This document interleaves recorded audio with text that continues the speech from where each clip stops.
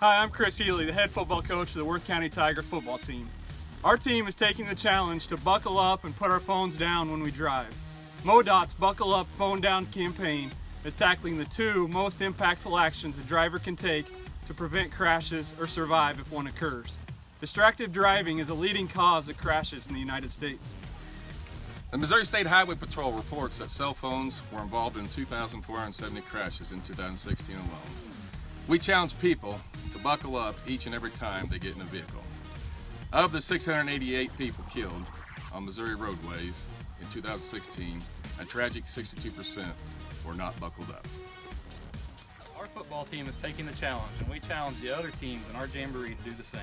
We are challenging the Albany, King City, and Stanberry football teams to do the same. 1, 2, 3, Buckle up! 4, 5, 6, Phone down! Let's go!